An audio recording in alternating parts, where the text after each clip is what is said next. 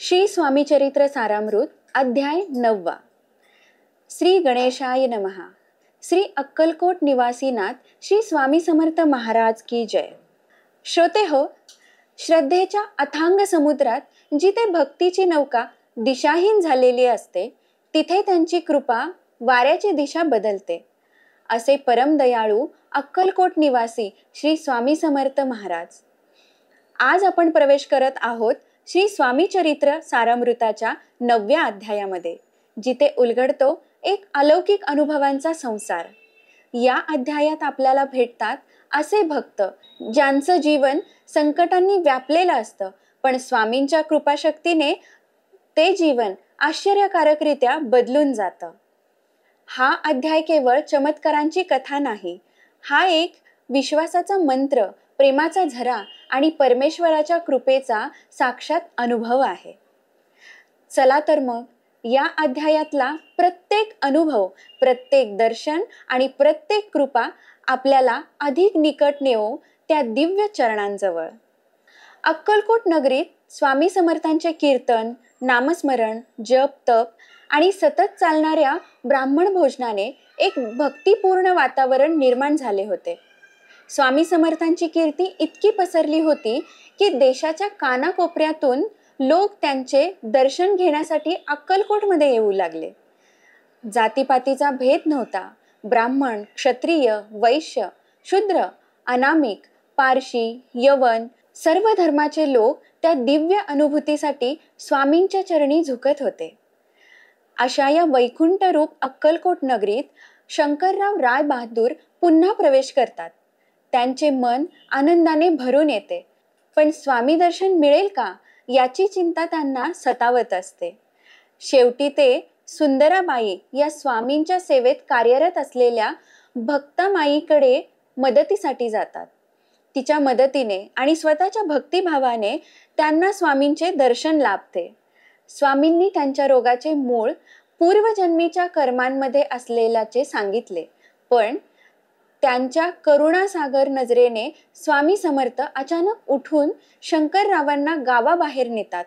एका मुस्लिम दर्ग्याजवळ तेथे स्वामी एक क्षण विश्रांती घेतात आणि सांगतात, हे स्थळ मृत्यूस्थान होते, पण तुमचं आयुष्य वाढवलं गेलं आहे। हे ऐकून शंकरराव भावविवश होतात।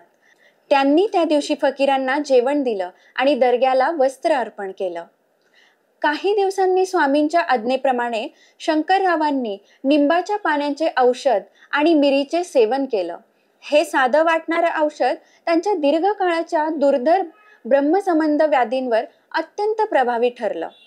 काही दिवसातच त्यांची प्रकृती सुधारली आणि काही मासात पूर्ण बरे होऊन ते आपल्याच गावी परत गेले। नंतर ते पुन्हा एकदा अक्कलकोटला आले।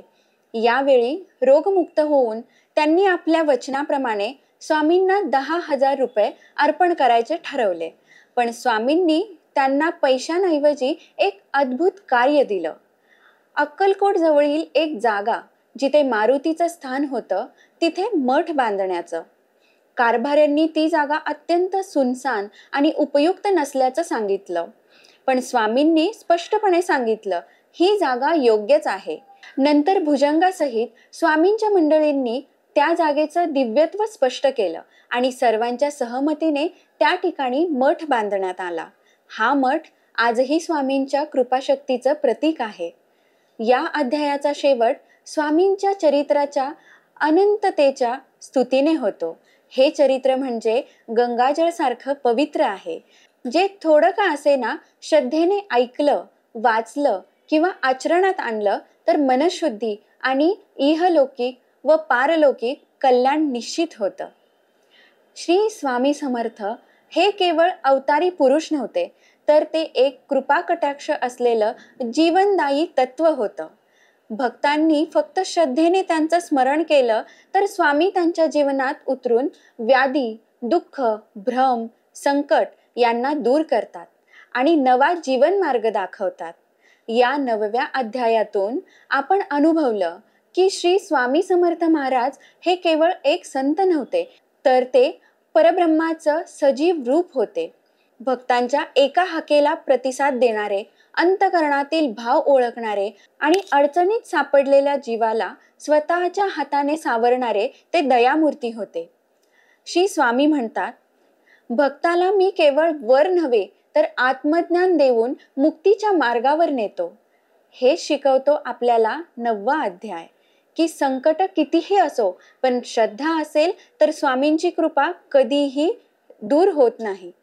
म्हणूनच आपण सर्वांनीही एकच संकल्प करावा, स्वामींच्या चरणावर नितांत श्रद्धा ठेवावी आणि त्यांच्या नामस्मरणाने आपले जीवन पावन करावे. श्री स्वामी समर्थ महाराज की जय.